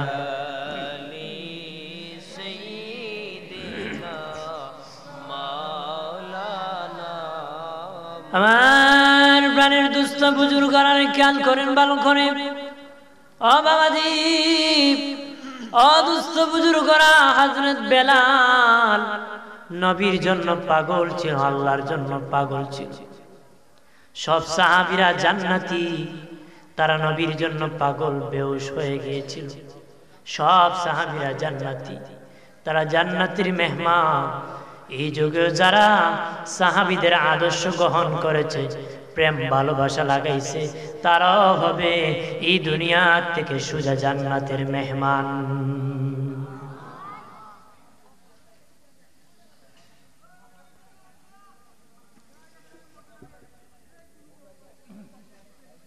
গল্প হাজির স্বভাব খাসলতে একটা স্বভাব। যদি সকালবেলা কেউ বলে যে পাহাড় উত্তরে পাহাড় দক্ষিণে গেছে, বিশ্বাস করে, কিন্তু অমুক ভালো হয়েছে বিশ্বাস করে। মানুষ এত তাড়াতাড়ি ভালো হয়? মানুষ জঘন্য। এই জন্য হযরত আলী রাদিয়াল্লাহু তাআলা বলছেন, বুজুর্গের থেকেও আদর্শ উত্তম। বুজুর্গি ধ্বংস হয়ে যেতে পারে, আদর্শওয়ালার আদর্শ কোনোদিন ধ্বংস হবে। কারণ শয়তান ঘোরাইতেছে, কার কান্দে সোয়ার হবে। এতে বারবার তারা কথা বলে, মাইন্ড সবার নষ্ট হয়। নষ্ট হওয়ার কারণে মনোযোগ, এটা শয়তানের কাজ। কারণ শয়তান প্যান্ডেলের ভিতরে ঢুকতে পারবে, কারণ কোন জান্নাতে ইবলিস ঢুকতে পারে না। কিনারে কানারে ঘোরাঘুরি করে আর গলিতে, এটা স্বভাব। কথা বলেন ঠিক কিনা? এখনো অনেকে রাস্তাঘাটে ঠ্যান ঠ্যান করে ঘুরাইতেছে। কথা বলেন না? যারা ঘুরাইতেছ শুনে নাও, তোদের মামু ইবলিস শয়তান জাহান্নামে যেদিন হাসরের মাঠে উঠবে, তোদেরকে রাখিয়া সে জাহান্নামে যাবে না রে, জাহান্নামে যাবে না। সে আল্লাহর খুব আল্লাহ আমার যারা মুরিদ ছিল, তারা আমার দেও, তারা লই আমি জান্নাতে, তাদেরকে নিয়ে কই যাইবো? জাহান্নামে। আর জাহান্নামের মেইন গেটের আগুনের শিকার উপর ইবলিসকে আল্লাহ দাঁড় করায় দিবে। জাহান্নামের মেইন গেটের আগুনের শিকার উপর ইবলিসকে আল্লাহ দাঁড় করায় দিবে। আর জাহান্নামীকে হাঁটাইয়া এই শিখার উপর মেইন গেটের সামনে না হবে। আল্লাহ বলবেন, এ আমার বান্দা বান্দি, তোরা কেন জাহান্নামী হইলা? তারা বলবে, আল্লাহ মালিক গো, ইবলিসের নামে তোমার কাছে মামলা করতেছি। ওই লোকটা আমাকে ওয়াজে দিতে যায় নাই, মাহফিলে যেতে যায় নাই, ওয়াজ শুনতে দেয় নাই, নামাজ পড়তে দেয় নাই, কোরআন তেলাওয়াত করতে দেয় নাই। ওই লোকটা খারাপ পথে আমাদেরকে রেখেছে। তার কথা শুনে শুনে আমরা খারাপ রাস্তায় ছিলাম। ও মালিক, ইবলিসের বিপক্ষে তোমার আদালতে মামলা করতেছি। আল্লাহ বলেন, ইবলিস রে, সত্যই তোমরা এই কাজ করেছো? ইবলিস বলবে, আল্লাহ তারা হলো বাদী, আমি হলাম আসামি, তুমি হইলা বিচারক। আল্লাহ গো, তাদেরকে তুমি খাওয়াইছো, বাঁচাইছো। শীতের সময় কত সবজি দিছো, বর্ষার সময় কত মাছ দিছো, কত কিছু দিয়েছো, তারপর তোমার নাম লয় নাই, আমার নাম লইছে। এরা আমার মুরিদ, ওরা আমার সাথে জাহান্নামে দিয়ে যান। আল্লাহকে বল, তোরা সত্যি কি তার সাথে চলেছো? বান্দা বান্দি চোখ হয়ে মাথা নত করে ফেলবে। ফেরেশতাদেরকে আল্লাহ বললেন, সকলকে পিটায় পিটায় জাহান্নামে নিক্ষেপ করে দাও। একটু চিল্লায় বলেন নাউযুবিল্লাহ। আমরা কি চাই যে এরকম চলতে? জোরে বল, চলতে চাই? স্বভাব ভালো হয় না, অভ্যাস পরিবর্তন হয় না। মসজিদে গেলে মনে হয় মুসলমান, মসজিদ থেকে বের হলে শয়তানের হেডমাস্টার। কথা বলে না? বাবাজি ওয়াজও যায়, পূজায় যায়, সব জায়গায় যায়। আমাদের দেশের মা বোনরাও হুজুর দেখলে ঘুমটা দিয়ে চলে, স্যার দেখলে ঘুমটা সরাইয়া স্যার স্যার বলে এগিয়ে যায়। মোল্লা বেটা যদি তুমি কেন মোল্লা তো বেজা, আমার দিকে কিনতে আগ গেছে। এক স্যার দেখছে, স্যার স্যার হুজুর বেজাতে কথা হয়। আমি যদি এখন এলাকার মা বোনরা আসো আসো আমার পাশে স্টেজে বসো, তো তো এই কি কয় মাগো ওই দিন শ্রীমঙ্গল মার্কেটে কিছুক্ষণ ঘোরাও, তখন তো কইলা না এই কথা কেন? এইটা মজা লাগে, এটা ভালো লাগে না। এটা যেমন ভালো লাগে না, ওইটা তো তোমার ভালো লাগে না লাগার কথা। এটাও বলো ভালো লাগে না, তুমি জান্নাতি হয়েছে। কথা বলেন না, জোরে বলে লাগবে কেমনি? বেটিকে ঈদের আগে লাল রঙের 13 পেরে শাড়ি না দিলে এবার ঈদের কপালে আগুন। মহিলা ঈদই ফুরি লিব, ঈদে কি ফুরি লিব। আমাদের সেই স্বভাব, ভালো হওয়ার স্বভাব আনতে হবে, কুস্বভাব কি দূর করতে হবে, কুস্বভাব কি আগাছা এগুলো ছিঁড়ে ফেলে দিতে হবে, ভালো স্বভাব পুরাটা ভরে ফেলতে হবে। কথা বলেন না, জোরে বলে। বাবাজি তারা আমাকে বলেছিল, আমার একটা বয়ান ইউটিউবে ভাইরাল হয়েছে মুসা নবীর আলোচনা, মুসা নবীর আলোচনা করার জন্য, কারণ অনেক জায়গায় করতে হয়, এই জন্য আমি বেশি না করে শর্ট শেষের মধ্যে আলোচনা করব। প্রথম অন্যদিকে করেছি, এখন কয়েক মিনিট বলে আমার আলোচনা সমাপ্তি করব, যেহেতু তারা আবদার করেছে। আবদার আবার পালন না করলে খুব হুজুরে কইলাম, হুজুর পালন করছে। আমার প্রাণের বাবাজি, জীবনী বললে একাধারে 2 ঘন্টা বলতে পারি, কিন্তু অতীতে অনেক জায়গায় বলেছি, মোবাইলে অনেক শুনেছেন। বাবাজি মুসা নবী রাস্তা দিয়ে যায়, দেখেন বাবাজি পাহাড়ি রাস্তা হাঁটিয়ে হাঁটিয়ে যাচ্ছেন, পাহাড়ি রাস্তা দেখেন, পাহাড়ের ভিতর থেকে কি জানি মানুষের মতন কান্নার আওয়াজ আসতেছে, পাহাড়ের ভিতর থেকে কান্নার আওয়াজ আসতেছে। নবী দাঁড়ায় গেলেন, পাহাড়ের ভিতরে মানুষ কোথা থেকে আসলো, কের কান্না। উনি দেখলেন বাড়ি নাই, ঘর নাই, কিন্তু পাহাড়ের ভিতর থেকে কান্নার আওয়াজ আসতেছে। বাবাজি, আল্লাহ পাহাড় 2 প্রকার সৃষ্টি করেছে, এক প্রকার জিন্দা পাহাড় আর এক প্রকার মুর্দা পাহাড়। এক প্রকার পাহাড় জিন্দা, এক প্রকার পাহাড় হলো মুর্দা। জিন্দা যত পাহাড় আছে অত পাহাড়ের মধ্যে পানির নহর আছে, ওই পাহাড়ের মধ্যে পানির নহর, পানি জারি হয়। দেখবেন পাহাড়ের উপর থেকে পানির ঝর্ণা জারি হয়ে আছে, আছে কিনা? যত পাহাড়ের মধ্যে পানির নহর আছে সব পাহাড় জিন্দা পাহাড়। আল্লাহর নবী বলেছেন, আর এই পানি কিসের পানি জানো নি? ওই পাহাড় জাহান্নামের ভয়ে কান্দে, এইগুলা হলো পাহাড়ের চোখের কান্দার পানি। আর জোরে কর না, আর জোরে বলে। ওই পাহাড় কান্দে, চোখের পানি ছেড়ে কান্দে। মুসা নবী বলেন, কি জন্য কান্দে? বাবাজি পাথরের পাহাড় কেউ নি জিজ্ঞাসা করলেন, ও পাহাড় তুমি কেন রে এইভাবে কান্নাকাটি করতেছো? পাহাড় বলে, মুসা আল্লাহ বলেছেন পাথর আর মানুষ দিয়া জাহান্নাম জ্বালাইবো, পাথর আর মানুষ দিয়ে আল্লাহ জাহান্নাম জ্বালাইবো। আমি পাথর জাহান্নামের আগুনের ভয়ে কাঁদতেছি, জাহান্নামের আগুনের ভয়ে আমি কাঁদতেছি, কিন্তু আজ মানুষ কান্দে না। বাবাজি আগুন জ্বালাইতে খের কুটা লাগে, গ্যাস লাগে, লাকড়ি লাগে, খাট লাগে কিনা? জোরে কোন লাগে কিনা? কয়লা হলো পাথর, কয়লা দিয়ে আগুন জ্বালানো যায়। কয়লা হলো পাথর, পাথর থেকে কয়লা বানানো হয়, এই জন্য কয়লার মধ্যে আগুন ধরে যায়। বাবাজি খেয়াল করেন ভালো করিয়া, ও দুস্থ বুজুর্গরা, আল্লাহ বলেন আমি জাহান্নামের আগুন দিয়ে জ্বালাইবো। মানুষ আর পাথরকে লাকড়ি বানাইয়া জাহান্নামের আগুন জ্বালাবো, আমি আগুন জ্বালাবো, আগুন জ্বালাবো।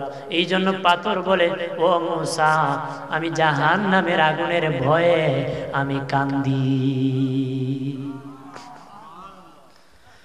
মুসা নবীকে পাথর ডেকে বলে, রে পাথর আল্লাহরে জিগাইবানি, আল্লাহর নিয়া, আল্লাহ নিয়ে আমার জাহান্নামের আগুন থেকে বাঁচাইবে। আল্লাহ বলেন, ফালিয়াদহাকু কালিলাও ওয়ালিয়াবকু কাসীরা, বেশি বেশি করে কাঁদো, কম কম করে হাসো। বেশি বেশি করে কান্দো রে ওর শ্রীমঙ্গল, সাতগাঁও, ডোবাগার আশেপাশে এলাকার বাবাজি, বেশি বেশি করে কান্না করো, তামসার জিন্দেগি বানায়ও না। ইমাম জালালউদ্দিন রুমি বলেন, রে পৃথিবীর মানুষ, তোদের জিন্দেগি তামসার টাট্টার জিন্দেগি বানাইস না। তামসা করতে করতে যদি জিন্দেগি কাটাস, কবরে গেলে এমন কান্না দিবে যে কান্নার শুরু আছে শেষ নাই। আর কানতে কানতে কানতে কানতে যদি জিন্দেগি কাটাও, মরতে দেরি, হাসি দিতে দেরি হবে না রে।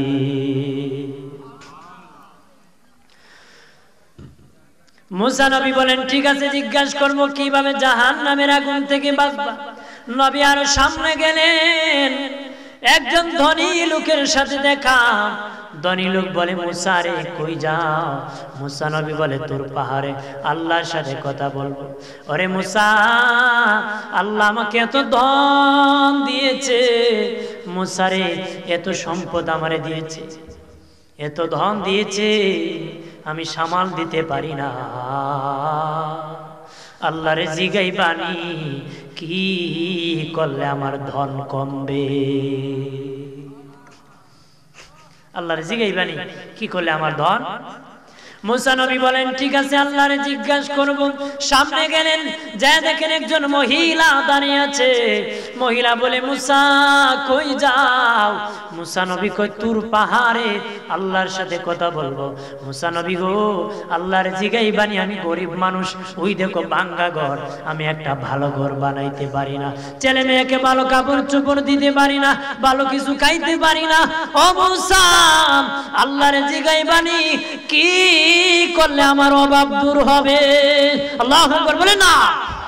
আল্লাহ বলে মুসা বলে ও মা, আল্লাহকে জিজ্ঞাসা করিব তোর পাহাড়ে যাইয়া। উনি সামনে গেলেন, 3 রাস্তার মোড়ে দেখেন একটা লোক বসে আছে, তার 2 হাত নাই, 2 পা নাই, 2টা পা নাই, 2টা হাত নাই, এই 3 রাস্তার মোড়ে বসে আছে। মুসা নবীকে ডেকে বলে ও মুসা নবী কই যাইবা? তোর পাহাড়ে আল্লাহর সাথে কথা বলবো। মুসা নবী বলেন হাত তোর পাহাড়ে কথা বলবো। ওই লোকটা ডেকে বলে হাত পাও নাই যান। সে বলে মুসা রে ও মুসা, আমার 2টা হাত নাই, 2টা পা নাই, জীবনে কোনোদিন নিজে নিজে গোসল করতে পারি নাই, নিজে নিজে কাপড় পরতে পারি নাই, নিজে নিজে খাবার খাইতে পারি নাই, নিজে নিজে প্রস্রাব করতে পারি নাই, নিজে নিজে পায়খানা করতে পারি নাই। ও মুসা, যেখানে বসি সেখানে খাই, সেখানে প্রস্রাব করি, এখানে পায়খানা করি, এখানে বৃষ্টিতে ভিজি, সেখানে আবার আমি শুকাই রে মুসা। দুনিয়ার কোনো কাজে আমি লাগি নাই, দুনিয়ার কোনো কাজে আমি লাগি নাই, না ইবাদত করতে পেরেছি, না দুনিয়ার কোনো কাজ করতে পারছি। আল্লাহর জিগাইবানি কোন কারণে আল্লাহ আমারে বানাইছে, কোন কারণে আল্লাহ আমারে। নবী বলেন ঠিক আছে আল্লাহকে জিজ্ঞাসা করব। বাবাজি চলে গেলেন তুর পাহাড়ে। প্রথম বললেন মালিক ও আল্লাহ, প্রথম পাথরের সাথে কথা হয়েছিল, পাথরের পাহাড় আমাকে জিজ্ঞাসা করেছিল মালিক কি কান্না করতেছে? আমি বললাম কিসের জন্য কান্দো? জাহান্নামের ভয়ে কান্দে। আল্লাহ বলেন মুসা যাওয়ার সময় জানিয়ে দিও, সে যেহেতু এত ভয় করতেছে, কান্নাটা আমি আল্লাহ বেশি পছন্দ করি, কান্নাকারীরা আমি বেশি পছন্দ করি।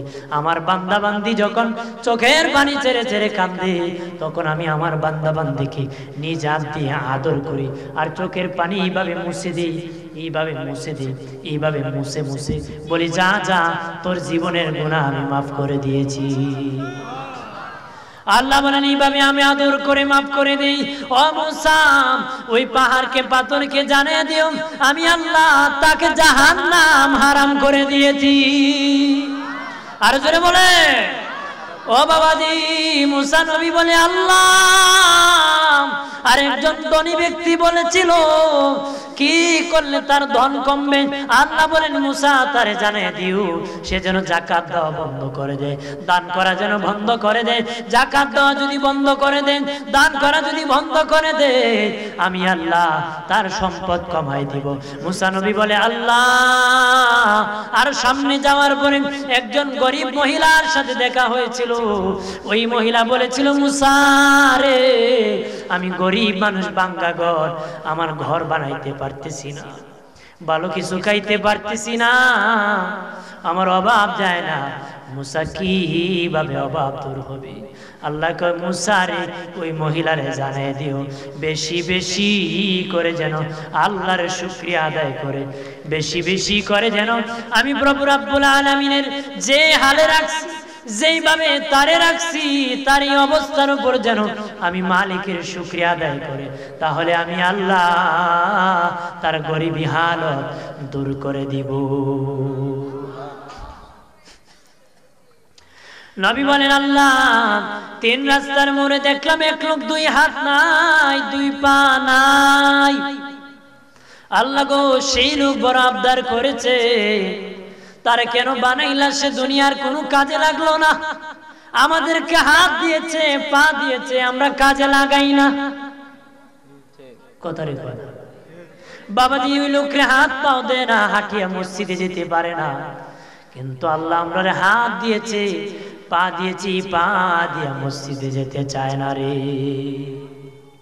কত বড় বেহায়া আর কত বড় নির্লজ্জ হলে, কত বড় অকৃতজ্ঞ হলে এই পায়ের আর হাতের শুকর আদায় করতে রাজি হয় না। কথা বলেন ঠিক কিনা? মসজিদে যায় কয়, এই গরিব মানুষ মসজিদে ঢুকছে, জুতা নাই, মসজিদে ঢুকে আল্লাহ এমন গরিব বানাইলা, আমার 2টা স্যান্ডেল কেনার টাকা দিলা না রে আল্লাহ। এইভাবে কান্নাকাটি করে দোয়া শেষ করে মসজিদ থেকে বের হয়ে দেখে একটা টালা লইয়া একটা ব্যক্তি বসে আছে, যাকে আল্লাহ 2টা পাই দেয় নাই।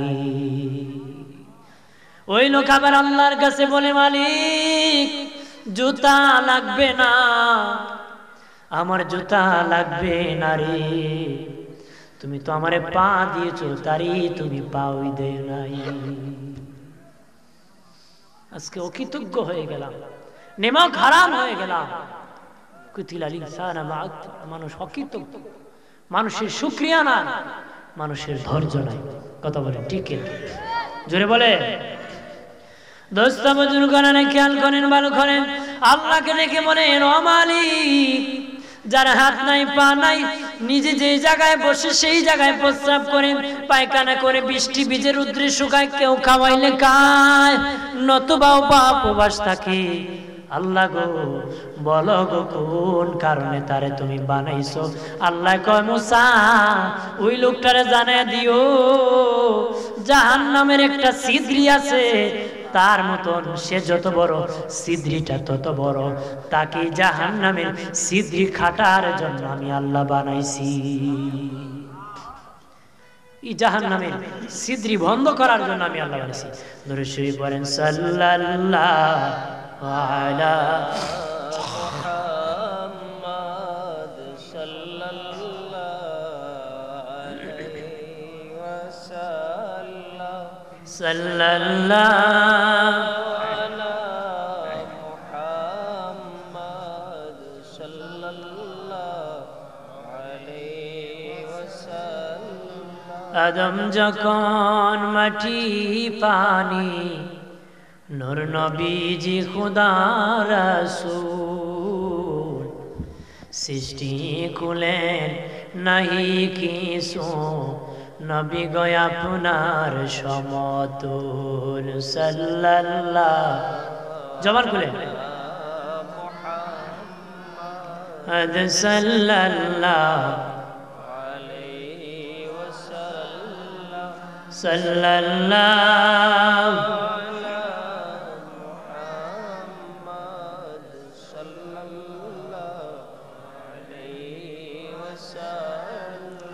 আমল নামায় দুরুদ শরীফ বেশি যার,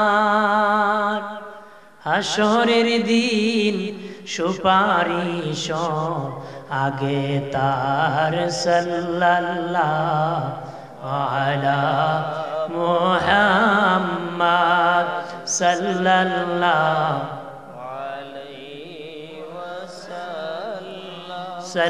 সাল্লাল্লাহু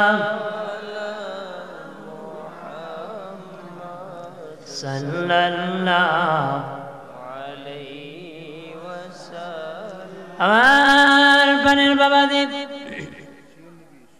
নবী মুসা আলাইহিস সালাম তুর পাহাড় থেকে খবর লইয়া, নবী হযরত মুসা আলাইহিস সালাম বের হওয়ার পরে প্রথমেই 2 হাত নাই 2 পা নাই, ওই লোকের সাথে দেখা হয়েছে। ওই লোক বলে, মুসা আল্লাহরে জিজ্ঞেই শুনি কোন কারণে আমারে আল্লাহ বানাইছে। আরে বাবাজি, নিজে নিজে বাপ শুনি, শুধু ব্যবসা করে জিন্দিগি কাটাইতেছ, টাকা গনতে গনতে জিন্দিগি কাটাইতেছ, তামসা করতে করতে কাটাইতেছ।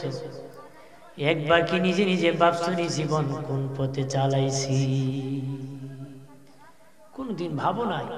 শুধু হিসাব মিলাইলা, দোকানেরই চাকরির হিসাব মিলাইলা, প্রমোশনের ঘুষ দিয়া বাড়াবো কিভাবে, কাকে ধরবো, কাকে ধরে প্রমোশন করতে পারবো।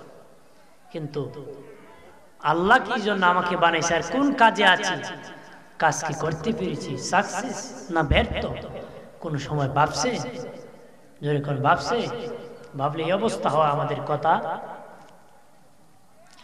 নবী মুসা আলাইহিস সালাম বললেন, আল্লাহ বলেছেন জাহান্নামের একটা ছিদ্রি আছে, তোমাকে যত বড় করে আল্লাহ বানাইছে তত বড় একটা ছিদ্রি আছে রে। ওই ছিদ্রি বন্ধ করার জন্য তোমারে মহান আল্লাহ বানাইছে। এই কথা শুনিয়া এই ল্যাংড়া লোকটা কো আলহামদুলিল্লাহ, আর জোরে কও আল্লাহু আকবার বলেন। লোকটা কো আলহামদুলিল্লাহ, আলহামদুলিল্লাহ। মুসা নবী কয়, বেটা জাহান্নামের কবর পেয়ে তুই আলহামদুলিল্লাহ বলা শুরু করছিস, যদি জান্নাতের কবর পাইতে কত না খুশি হইতে রে, কত না খুশি হইছে। কিতাবের মধ্যে লিখেছে সাথে সাথে তার পাও গজে গেছে, হাত গজে গেছে, সাথে সাথে তার পাও হয়ে গেছে, হাত লেগে গেছে। উনি সামনে যাওয়ার পরে ওই গরিব মহিলা বলে, ও মুসা, আল্লাহরে জিগাই শুনি কোন কারণে আমার গরিবী হালত দূর হয়ে গেছে। গরিবী হালত দূর হয়ে গেছে, দূর হয়ে যাবে, ঘর বানাইতে পারবো, সন্তানকে ভালো খাওয়াইতে পারবো, নিজে ভালো খাইতে পারবো। মুসা নবী বলে, আল্লাহ বলেছেন তুমি যেভাবে আছো সেইভাবে থাকো, শুকরিয়া আদায় করো, এইভাবে শুকরিয়া আদায় করো। মহিলা কয়, এই জন্যই বুঝি তোমারে কইছি আর বালা লাগে না রে মুসা, গরিবী হালত আর বালা লাগতেছে না, এটির জন্যই বুঝি তোমারে কইছি। আল্লাহ বুঝি এই কথাই কইছে। মুসা নবী কয়, আল্লাহ আমাকে বলেছে তোমাকে বলার জন্য, আমি চলে যাই জানি না। মহিলা, ও কৃতজ্ঞ হইও না, গজব আসবে, আল্লাহর শুকরিয়া তুমি আদায় করো। মুসা নবী একটু সামনে যাইছে, একটা হালকা বাতাস আসিয়া মহিলার ভাঙ্গা ঘর উড়ায় নিয়ে গেছে। মুসা নবীকে ডেকে বলে, ও নবী, আমার ঘর তো বাতাস উড়ায় নিয়ে গেছে। মুসা নবী কয়, তুই অকৃতজ্ঞ, আল্লাহ কইছিল শুকরিয়া আদায় করলে তোরে আল্লাহ বরকত দিবে, কিন্তু অকৃতজ্ঞ হইছ, যা আছে তাও আল্লাহ তোর নিয়ে গেছে, তুই অকৃতজ্ঞ হওয়ার কারণে। সামনে যায় ধনী ব্যক্তি বলে, ও মুসা, মুসা রে, কি জন্য আল্লাহ বানাইছে, কি জন্য ধন কমবে না? আমার ধন দিয়ে তো বাড়তেছে, কমতেছে না, কিভাবে কমবে? আল্লাহ বলেছে, মুসা নবী বলে, আল্লাহ বলেছে যাকাত দেওয়া বন্ধ করে দাও, দান করা বন্ধ করে দাও। মুসা নবী বলে, দান বন্ধ করে দিলে, যাকাত বন্ধ করে দিলে তোমার মাল কমে যাবে। এখন না না মুসা, আমার জীবনে কোনোদিন যাকাত দেওয়া বন্ধ করব না রে। মুসা নবী কয়, তাহলে সম্পদ কমবে না? যদি না কমে অসুবিধা নাই, আল্লাহ যদি হালাল ভাবে বরকত দেয় তাতে আমার সমস্যা নাই। আমাদের দেশে সবচেয়ে বেশি যাকাত খায় ধনী মানুষ, কথা কথা, গরিব মানুষের চেয়ে ধনী মানুষ বেশি যাকাত খায়, হিসাব না জানার কারণে। হিসাব না জানার কারণে, নিজের যাকাতের হিসাব না জানার কারণে নিজের যাকাতের পয়সা নিজে খায়। কথা বলে ঠিক কিনা? কথা বলে। আর যারা অনেক সাপ আছে জাকাত দেয়, কাতারে কাতারে লান ধরে দেয়, মাইকিন হয়ে যাও, মুখ ভাই সাহেব ত্রাণ দিবেন, জাকাত দিবেন, শাড়ি দিবেন, লুঙ্গি দিবেন, মানুষ কাতারে কাতারে ঘোরায় পাড়ায় দাঁড়ায়। কথা বলেন না, জোরে কও। আপনারা বলেন হজ ফরজ হইলে মক্কা শরীফ আপনার বাড়ি আয় না আপনি যাওয়া লাগে? কথা হয়। আপনার সাতগাঁও, এই নাম কি তার, দুবাগাঁও, এমন কোন আদি সাহেব আসুন না তাই হজ ফরজ হইছে পরে খাবা ঘর তাই বাড়িতে আইছি বলে আমি আইছি, তুমি আর যাওয়ার লাগতো না মক্কা শরীফ? আছে না তা? যদি আছে না তা, আমার এলাকাত না, আপনার এলাকা তাহলে ফোন আছে। হজ ফরজ হলে যেমন কাবা ঘর তোমার বাড়ি আসবে না, তুমি যাওয়া লাগবে। যাকাত ফরজ হইলে গরিব মানুষ তোমার বাড়ি আসার কথা না, তুমি গরিব মানুষের বাড়ি বাড়ি যে যাকাত আদায় দেওয়ার কথা, বাড়ি বাড়ি যাওয়ার কথা। তোমার আল্লাহ জিগাইবো যাকাত দিলে না কেন, হেরে জিগাইতো না খাইলে না কেন, এজন্য তুমি যাই যেতে হবে। কথা বলে ঠিক কিনা? কাবা ঘর আল্লাহ বলবেন না ডুবাগার অমুক ব্যক্তির হজ করেছিল গেলে না কেন, আল্লাহ ডুবাগার লোককে বলবে তোর হজ করেছিল গেলে না কেন। কথা বলেন ঠিক কিনা? হজ ফরজ হইলে কাবা গনে যেতে হয়, যাকাত ফরজ হইলে কাতারে কাতারে বাড়ির সামনে গরিব আনতে নয়, গরিবের বাড়ি বাড়ি যায়া যাকাত দিতে হয়। আর ও ধনীরা বাড়ির সামনে যদি কাতারে কাতারে যাকাত দাও, যেই লোকটারে তুমি যাকাত দিবা ওই লোকটা তুমি জান্নাতে যাওয়ার 500 বছর আগে জান্নাতে চলে যাবে। আর যদি তুমি বাড়ি যাইয়া যাইয়া গরিব মানুষের বাড়ি যাইয়া যাকাত পৌঁছায় দাও, ধনী যদি কোন গরিবের বাড়ি যাকাত পৌঁছায় দিতে পারো, ওই গরিবের তুলনায় তুমি যাকাত দানকারী ধনী 500 বছর আগে জান্নাতে যাবা। যদি যাকাত বাড়ি বাড়ি দিয়ে যেতে পারো, তুমি ধনী 500 বছর আগে জান্নাতে। আর বাড়ি আইনা কাতারে কাতারে দিলে তোমার আগে যার যাকাত খেলে তোমার টাকা, হে 500 বছর আগে জান্নাতে যাবে। এর লাভ হইল কার? যে খাইলো গেল। কথা বলে ঠিক কিনা? নগদ মানুষ মনে করে যে একটা বাহাদুরি হলো, না না, ও সেই সবচেয়ে বড় বাহাদুর। আর শেষ বিচারের দিন মাথা সোজা করে জান্নাতে যাবে। কথা বলে না?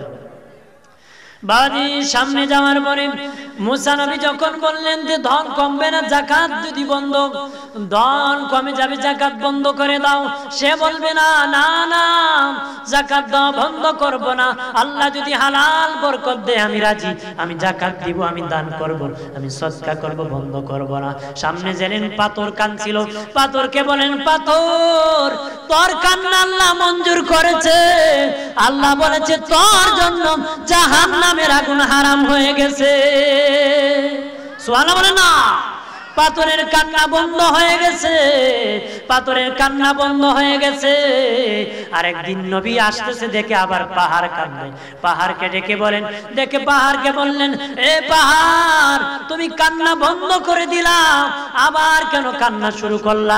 পাথরের পাহাড় বলে মুসা রে, ও মুসা আমি কান্না আবার শুরু করছি জানুনি, কান্নাটা আল্লাহর বাড়ি পছন্দ আমি জানতাম না, কান্নার কারণে জাহান্নাম হারাম করে দিয়েছে, আজ থেকে কিয়ামত পর্যন্ত কাঁদবো, এখন শুধু আমার আল্লাহকে রাজি এবং খুশি করার জন্য রে। এখন সমস্যা নেই, আমি রেডি। আমার প্রাণের বাবাজি খেয়াল করেন ভালো করিয়া, দুস্থ বুজুর্গ করেন। আরেকদিন যখন মুসা নবী তুর পাহাড়ে গেলেন, আল্লাহ বলেন মুসা ওই ল্যাংড়া লোক, যেই লোকের হাত পাও কাটার পরে শুকরিয়া আদায় করেছিল জাহান্নামের খবর শুনিয়া, মুসারে আমার বান্দা অত বড় কৃতজ্ঞ, আমি যেই জায়গায় রাখবো সেই জায়গায় শুনিয়া খুশি হয়ে গেছে, আল্লাহ আমাকে ওখানে রাখবে।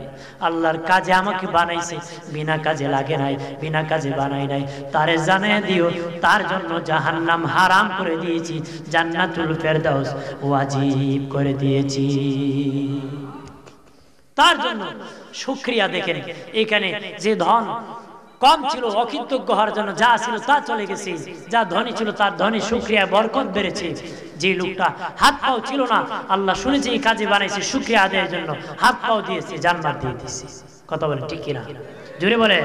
আজকে আল্লাহ আমাদেরকে হাত দিয়েছে, পা দিয়েছে, শ্বাস দিতেছি আর নিতেছি। কথা বলে শ্বাস দিতেছি আর নিতেছি, শ্বাস যদি আটকা যায় তাও মরণ নিশ্চিত, শ্বাস যদি ছাড়তেও না পারেন, নিতেও না পারেন, মরণ নিশ্চিত। এখন মুসলমান শ্বাসে শ্বাসে বিড়ি টানে। কথা বলা বেটা, শ্বাস ছাড়ে আর ধোঁয়া ছাড়ে, নাকি তো সারে, মুখি তো সারে, কোন দিয়ে সারে না, তা আল্লাহ জানে। তোর বেহা বেলা হয়েছে, কিছু বেহা মানুষ আছে যে মানুষের সামনে যে দাঁড়ায় বিড়ি টানে, একটা ভালো মানুষ দাঁড়িয়ে আছে, তোর মতো নির্লজ্জ বেহা আর কেউ হতে পারে? আলেম দাঁড়িয়ে আছে বিড়ি টানে, গাড়িতে বসে আছে একজন মানুষ বিড়ি টানে। কথা বলেন না? আরে ঈমানু শুবাতু মিনাল হায়া ও শুবাতু মিনাল ঈমান, বাবাজি শরম হলো ইমানের অর্ধেক অঙ্গ। যার শরম নাই তার ইমানের অর্ধেক অঙ্গ ধ্বংস হয়ে গেছে, যার শরম আছে তার অর্ধেক ইমান ঠিক আছে। শরম নাই, আজকে বেহায়া হয়েছে। মুরব্বী দেখলেও চাচা মাইন্ড করিন না, মেস আছে। যেটা আগে কই মাইন্ড করিন না, এগুলো টাটকা বেয়াদব। এবারটা মাইন্ড করবো এমন কথা কোস কেন? এ জানে মাইন্ড করবো, এই জন্য চাচা মাইন্ড করিন না, মেস আছে। কত বড় আদব দা, বেয়াদবের হাড্ডি। কথা বলে ঠিক কিনা? ও বাবাজি শাশুড়ি বিড়ি চারিও না। বিড়ির কথা যখন বললাম শেষ কথা বলে ফেলি। সিগারেট খেও না, সিগারেট খাও না। দরকারি কথা বলে যায়, জাহান্নামীর মুখে আগুন, জাহান্নামীর মুখে আগুন থাকবে। যারা বিড়ি খাও তোদের মুখে দুনিয়ার থেকে আগুন, জাহান্নামীর মুখ তোদের মুখ এক মুখ, তার সব মিল হয়ে যায়। জাহান্নামীর মুখে আর তোদের মুখে মিল হয়ে যায়। হারাম। 2 নম্বর বাবাজি, আবু দাউদ শরীফের হাদিসে এসেছে, যেই জিনিস বেশি খাইলে নেশা হয়, যেই জিনিস বেশি খাইলে নেশা হয়, এই জিনিস কম খাওয়া হারাম, এই জিনিস কম খাওয়া হারাম। যেই জিনিস বেশি খাইলে নেশা হয়, এই জিনিস কম খাওয়া হারাম। বিড়িখুরদেরকে আমি জিজ্ঞাসা করেছি, তারা বলেছে 10টা একসাথে খাইলে নেশা হয়ে যায়। তাহলে 10টা যদি একসাথে খেলে নেশা হয়, এই বিড়ি কম খাওয়া হারাম।